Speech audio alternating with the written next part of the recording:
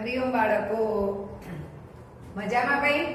જો આપણે પહેલી વખતે અભિનવ ભાષા લેખનમાં આ પાછળના જે પોપટ વિશે, મોર વિશે, મારી શાળા વિશે એ બધા નિબંધો છે એ આપણે ખાલી ચોપડીમાં છે એટલા માટે જ ત્યાં લખવાના છે.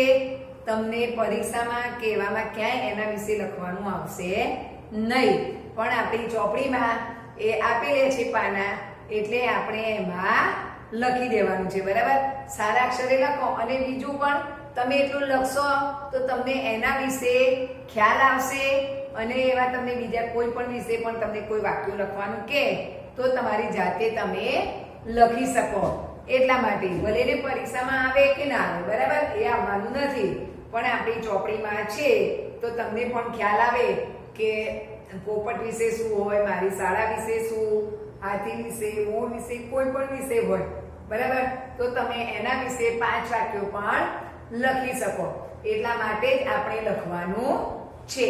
બરાબર ને? તો આપણે પહેલી વખતે મારી શાળા અને પોપટ વિશે લખીશું. હવે પોપટની નીચે છે મોર. પાના નંબર 89. પાના નંબર 89 પર છે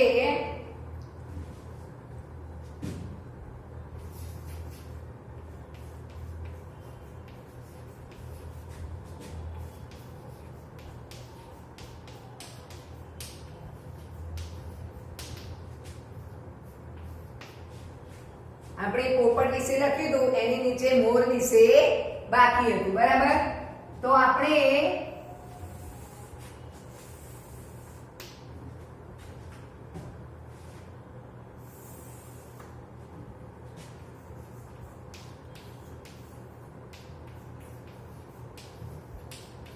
મોર વિશે, બરાબર, આવું મોર લખેલું જશે તમારે નીચે. એની નીચે જે લીટીઓ છે એમાં હું લખાવું એ તમારે લખવાનું છે. બરાબર? ચલો એમાં લખવાનું છે કે આ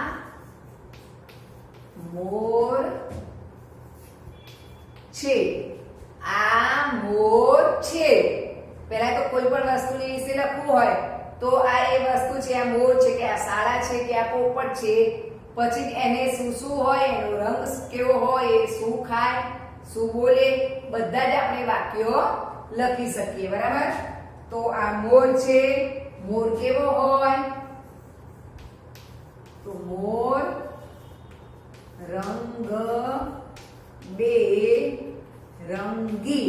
રંગબેરંગી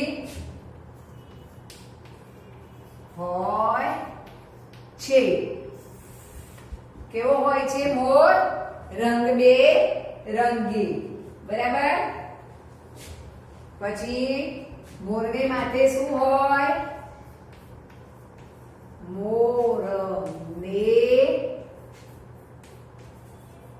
માથે કલગી હોય છે. મોરને માથે કલગી હોય છે.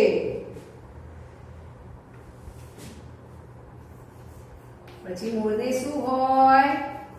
મોરને પીછા કેવા હોય છે? લાંબા હોય છે. પીછા લાંબા હોય છે ને પછી કળા કરીને નાચે છે, તો મોરને લાંબા પીંછા હોય છે. મોરને લાંબા પીંછા હોય છે. પછી મોર શું ખાય છે? તો મોર દાણા ખાય છે. મોર શું ખાય? દાણા ખાય. મોર દાણા ખાય છે. પછી મોર શું કરે છે? તો મોર કળા કરીને નાચે છે ને, એના પીછા હોય ને એ આખા પાછળ ગોળ ફેલાવીને સરસ બનાવી દે, એને કળા કરી કહેવાય. મોર કળા કરીને નાચે છે. મોર કળા કરીને નાચે છે. પછી મોર કેવું છે? તો મોર રાષ્ટ્રીય પંખી છે. કેવું છે? રાષ્ટ્રીય પક્ષી. રાષ્ટ્રીય પક્ષી છે. રાષ્ટ્રીય પક્ષી એટલે એને તમે કંઈ પણ કરો, મારો, નુકસાન કરો તો તમને દંડ થાય, ગુનો લાગુ પડે, કારણ કે એ આપણું રાષ્ટ્રનું પંખી છે, પક્ષી છે માટે. બરાબર. હવે આ છે વાક્યો, એ બધા તમારે મોર વિશેના નીચેનામાં લખી દેવાના. બરાબર. તો આપણે એને પહેલા બધા જ વાક્યો એક વખત ફરીથી વાંચી લઈશું એટલે તમને ખ્યાલ આવી જાય. આ મોર છે. મોર રંગબેરંગી હોય છે. મોર રંગબેરંગી હોય છે. મોરને માથે કલગી હોય છે. મોરને માથે કલગી હોય છે. મોરને લાંબા પીંછા હોય છે. મોર દાણા ખાય છે. મોર કળા કરીને નાચે છે. મોર રાષ્ટ્રીય પક્ષી છે. હજી તો મોર વિશે લખવું હોય તો ઘણું લખાય, પણ તમારે એટલા થોડા જ વાક્યો લખવાના હોય છે, અને જે વાક્યો તમને જલ્દી આવડી જાય એવા નાના નાના જ વાક્યો લખ્યા છે. નહીતર બધું આવે કે મોરને વરસાદમાં બહુ જ ગમે છે, વરસાદ આવે ત્યારે મોર ખુશ થઈ જાય છે અને કળા કરીને નાચે છે. પછી મોરને બે પગ હોય છે, એક ચાંચ હોય છે. મોર ભારે હોવાથી ઊંચે ઉડી શકતો નથી. મોરનું વજન વધારે હોય છે બીજા પક્ષીઓ કરતા. એવા બધા પણ આપણે એવા હજી વાક્યો તમે જેમ મોટા થશો ત્યારે આવશે. અત્યારે આપણા નાના નાના વાક્યો તમે લખી શકો એવા જ આપણે લખીએ છીએ. બરાબર. તો જ્યાં મોર લખ્યું છે એની નીચે તમારે આ વાક્યો લખવાના છે. પછી એની પાછળ છે પાના નંબર 90. પાના નંબર 90 ઉપર હાથી. પહેલું ઉપર શું છે? હાથી છે. તો આપણે હાથી, હાથી જ્યાં લખેલું છે એની નીચે જ આપણે લખીશું. બરાબર. આ હાથી છે. તમારે આ તમારી ચોપડીમાં ઉતારી દેવાનું છે. બરાબર. આ હાથી છે. હાથી કેવું પ્રાણી છે? બધા કરતા મોટું. એટલે હાથી સૌથી મોટું પ્રાણી છે. હાથી સૌથી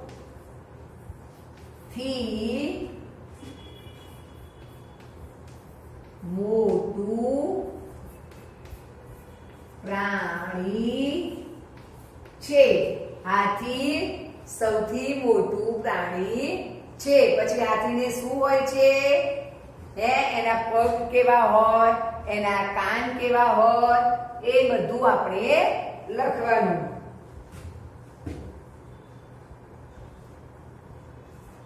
તો હાથીને 4 પણ પગ કેવા છે? 4 પગ તો હોય છે જ, પણ એ પગ કેવા છે? થાંભલા જેવા. થાંભલા કેવા હોય? જાડા જાડા હોય ને, એવા છે હાથીના પગ. તો હાથીને 4 થાંભલા જેવા પગ હોય છે. હાથીને 4 થાંભલા જેવા પગ હોય છે.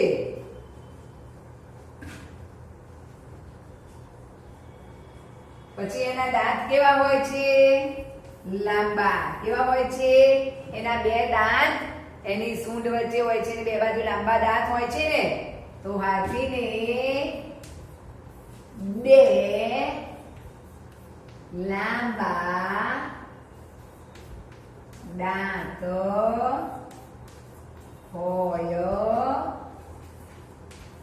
છે. હાથીને બે લાંબા દાંત હોય છે. પછી એના કાન કેવા છે? મોટા પંખા જેવા હોય છે, સુપડા જેવા. તમે તો સુપડું નહીં જોયું હોય, પણ મમ્મીને એમને ખબર હોય કે અનાજ સાફ કરવાનું સુપડું આવે ને, એવા એના કાન છે. કેવા છે? સુપડા જેવા. તો હાથીને બે સુપડા જેવા કાન હોય છે. હાથીને બે સુપડા જેવા કાન હોય છે. પછી શું છે? હાથીનો રંગ. તો કેવો હોય હાથીનો રંગ? કાળો. તો હાથીનો રંગ કાળો હોય છે. હાથીનો રંગ કાળો હોય છે. જોયે છે ભાઈ હાથી કાળો જોઈ ને કે બીજા કલરનો જોયો તમે ક્યાંય? હવે હાથી શું ખાય છે? શું ખાય હાથી? ઘાસ ખાય. શું ખાય? ઘાસ. હાથી ઘાસ ખાય છે. ઘાસ અને ડાળીઓ હોય ને ઝાડની, એના પાંદડા, ઘાસ અને પાંદડા ખાય છે. પછી હાથીને ક્યાં જુઓ છો તમે? સર્કસ જોવા જાઓ છો ને, તો એમાં હાથી હોય છે. જોયો છે હાથી? એમાં સર્કસમાં હાથી હોય છે. તો હાથી ક્યાં? જંગલમાં લાકડા ઉપાડી લાવવામાં કામ હોય છે અને સર્કસમાં પણ કામ કરે છે. હાથી સર્કસમાં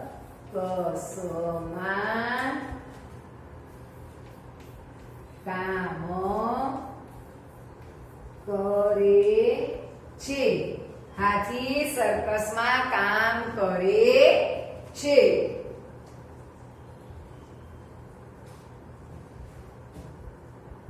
બરાબર? ચલો, તો આ હાથી છે.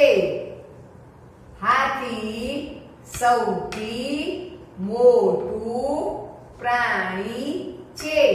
હાથી સૌથી મોટું પ્રાણી છે. હાથીને ચાર થાંભલા જેવા પગ હોય છે. હાથીને ચાર થાંભલા જેવા પગ હોય છે. હાથીને બે લાંબા દાંત હોય છે. હાથીને બે લાંબા દાંત હોય છે.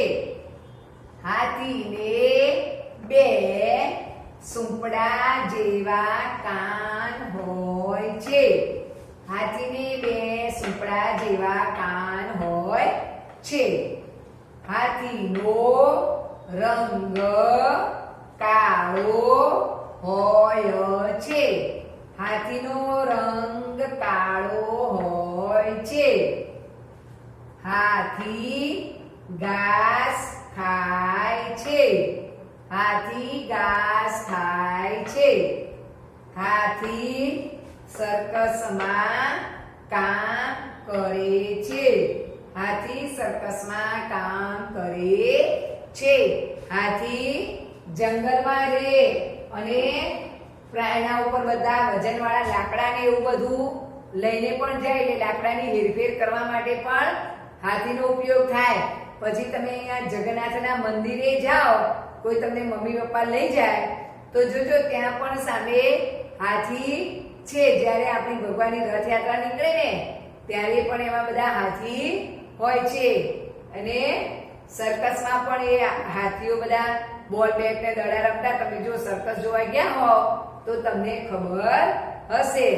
અને હાથીની વાર્તા પણ ક્યાંક સાંભળતા હોય તો એ ખબર પડે કે હાથી ઝાડની ડાળીઓના પાંદડાને એવું એની જાતે સૂંઢ લાંબી હોય. એટલે અહીંયા આપણે એ પણ લખવાનું હતું કે હાથીને એક લાંબી સૂંઢ હોય છે. લીટીઓ પૂરી થઈ ગઈ છે ને, વાંધો નહીં છે.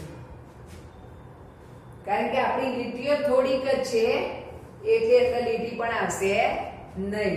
બરાબર. હવે તમારે આ પાના નંબર 90 ઉપર હાથી, 89 ઉપર મોર. હવે હાથીની નીચે ઘોડા વિશે છે. બરાબર.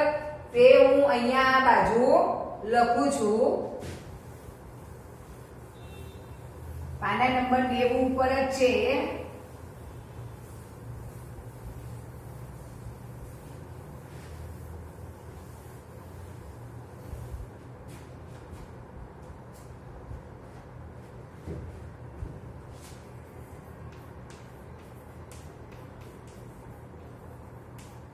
ઘોડા વિશે.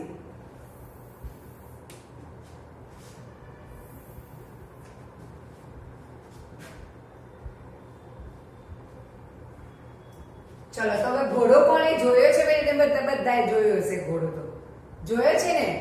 હા, તો ઘોડો કેવો હોય, એનો રંગ કેવો હોય, એને કેટલા પગ હોય, બરાબર ને. પછી ઘોડો પણ ક્યાં હોય? સર્કસમાં હોય છે ઘોડાના પણ. તો ઘોડો સર્કસમાં એ કામ કરે. પછી ઘોડા ગાડી હોય, એવું બધું હોય ને ત્યારે વાહનોની એની હેરફેર માટે પણ ઘોડાનો ઉપયોગ થાય છે.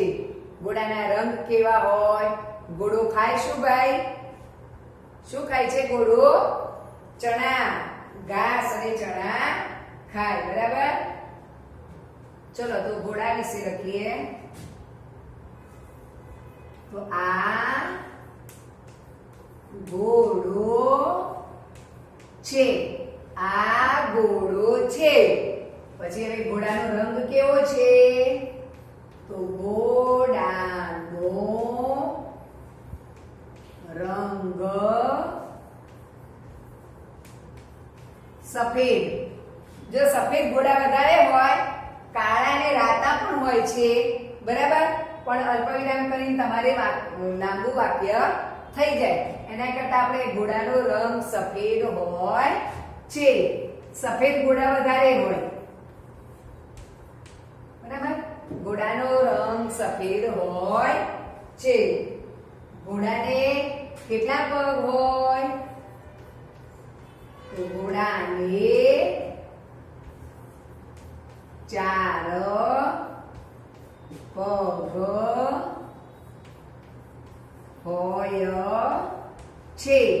ઘોડાને 4 પગ હોય છે. કેટલા પગ હોય છે? 4 પગ હોય છે. પછી ઘોડાને આંખો અને કાન કેટલા હોય? 2 આંખો અને 2 કાન. તો ઘોડાને 2 આંખ અને 2 કાન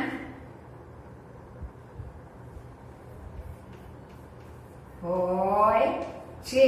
તમારે આ બધું સળંગ લીટીમાં લખવાનું છે. બરાબર. કે ઘોડાને 2 આંખ અને 2 કાન હોય છે. બરાબર. પછી ઘોડો શું ખાય છે? તો ઘોડો ઘાસ અને ચણા ખાય છે. ઘોડો ચણા ખાય ને એટલે બહુ મજબૂત રહે. ચણામાં બહુ જ તાકાત હોય છે, વિટામિન, તમારા એનું લોહી બને એટલે ઘોડો તો કેવો સતત દોડતો હોય છે તબડક તબડક, અને ઘોડો બેઠેલો ના હોય, એ લગભગ ઊભો જ રહે, એના પગમાં એટલી તાકાત હોય છે કારણ કે ઘોડો ચણા ખાય છે એટલે. અને ઘોડો ક્યાં રહે? તબેલામાં. ક્યાં? તબેલામાં. અને બદલે તપે પે લખો તો શું થઈ જાય? તપેલામાં. ભાઈ એવું ના લખી દેતા હો કે ઘોડો તપેલામાં. તપેલામાં તો માય ના આવે ને, તો ઘોડો તબેલામાં રહે.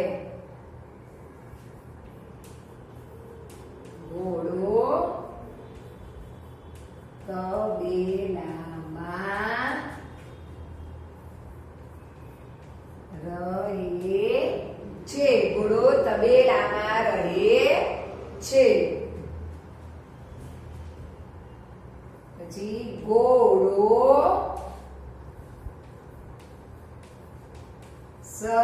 સર્કસમાં. ઘોડો પણ સર્કસમાં કામ કરે છે. કામ કરે છે. ઘોડો સર્કસમાં કામ કરે છે. આ તમારે લખવાનું છે.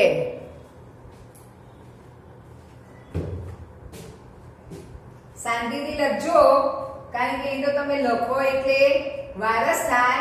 ધીમે ધીમે 3 નિબંધ છે ભાઈ, મોર, હાથી અને ઘોડો. બરાબર? તો આ ઘોડો છે. ઘોડાનો રંગ સફેદ હોય છે. કેવો હોય ઘોડાનો રંગ? સફેદ. જો તમે લીટી વધારો તો પછી આપણી લીટીમાં નહીં આવે કારણ કે આ લીટી લાંબી થઈ તો જો નીચે લખવું પડ્યું. બરાબર? અને તમારી લીટી પણ લાંબી આવી જાય તો તમારે પણ લીટીમાં આવશે નહીં, એટલે નાના અક્ષરે જ લખજો. નહીંતર ઘોડાનો રંગ સફેદ, રાતો અને લાલ હોય છે. કાળો પણ ઘોડા હોય, કાળો, સફેદ અને રાતો હોય છે. ઘોડાને 4 પગ હોય છે. પછી ઘોડાને 1 પૂંછડી હોય છે. એ પણ લખાય. બરાબર? પણ આપણે એવું બધું જ લખવા જઈશું તો આપણી લીટીઓ ખૂટશે, આપણી લીટીઓમાં આવશે નહીં. એટલે ઘોડાને 4 પગ હોય છે.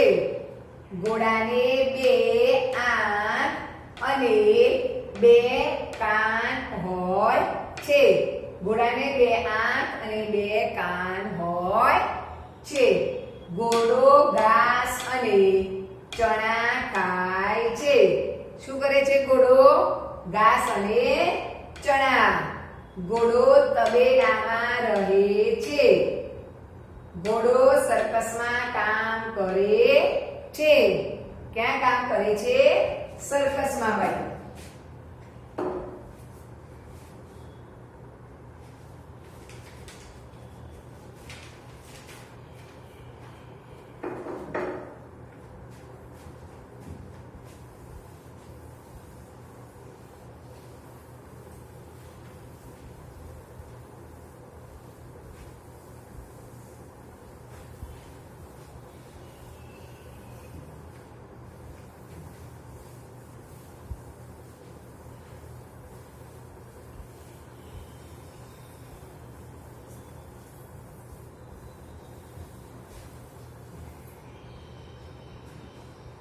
હવે જુઓ,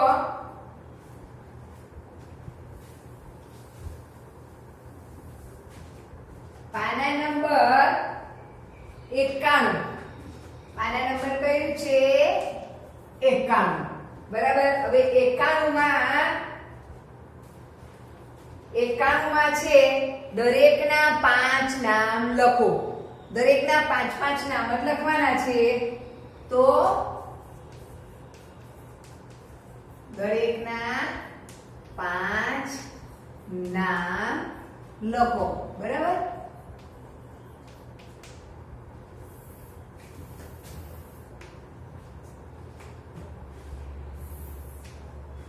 એમાં પહેલું છે શરીરના અવયવો. બીજું છે રંગ, ત્રીજું છે આકાર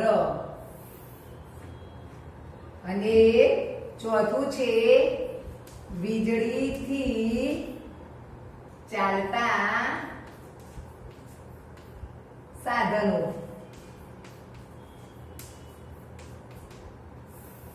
બરાબર, તો આપણે આ બધાના નામ લખવાના છે. હવે જુઓ શરીરના અવયવો, તો એમાં આપણે 5 નામ લખીશું. હાથ, પગ, નાક, કાન, આંખ અને દાંત. બરાબર, પછી બાજુમાં છે રંગના નામ. ત્યાં લખીશું લાલ, લીલો, પીળો, કાળો, વાદળી,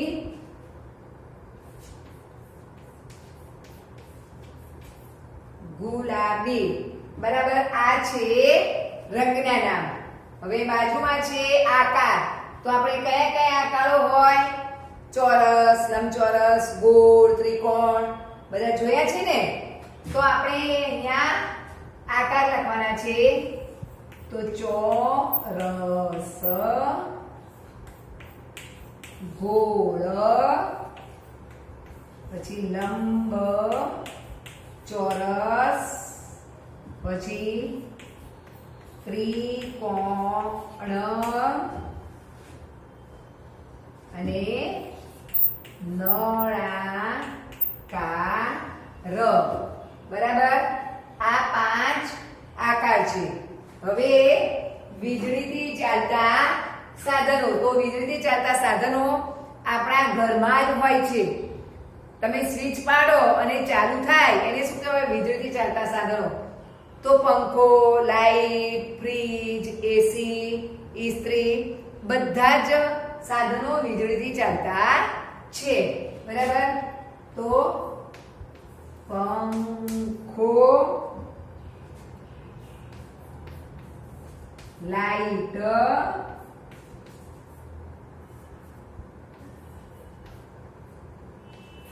ફ્રીજ,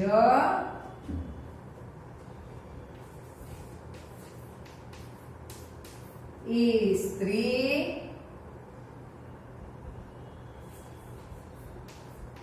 પછી એસી,